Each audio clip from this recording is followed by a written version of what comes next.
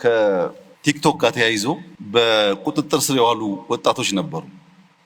እነዚያ ወጣቶች ለኢትዮጵያ አስፈላጊ ናቸው። ያንን አውድ ተቀላቅለው ፈጥረው ለመማር ስራ ለመስራት መሞከራቸው ሊበረታታ የሚገባው ጉዳይ ነው።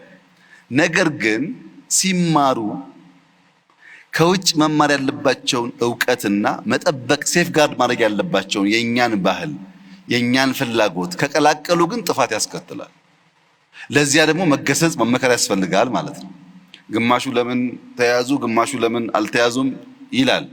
እኛ ልጆቹን ኢንከሬጅ ማድረግ ነው የምንፈልገው፣ ግን እየገሰጽን እያስተማርን። ኢትዮጵያ ከዚህ ዓመት በታች ያለው ወጣት ስልክ አያዝ ብላ ሕግ ካላወጣች፣ ቲክቶክ ደግሞ ፊልተር ማድረግ ካልቻለች፣ መጠንቀቅ ያለብን ነገር በተለይ ኢንፍሉዌንሻል የምንባል በዛ ሰፈር የምንሰራ ሰዎች በእኛ ምክንያት ብዙ ሰው ሊመረዝ ይችላል። ቢኮዝ ህፃናት አንድ የሚወዱት ሰው አለባበሱ፣ አነጋገሩ፣ ቆመናው ሁሉ ኢንፍሉዌንስ ያደርጋቸዋል።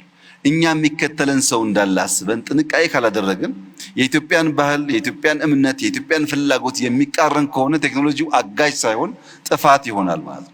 ቴክኖሎጂ የምንማርበት፣ የምንጠቀምበት፣ የምናድግበት እንዲሆን በእኛ ውስጣዊ ሁኔታ የተገራ መሆን አለበት። ከዚህ አንጻር ሳይበር ሴኩሪቲ በጣም ከፍተኛ ኃላፊነት ያለበት ተቋም ነው።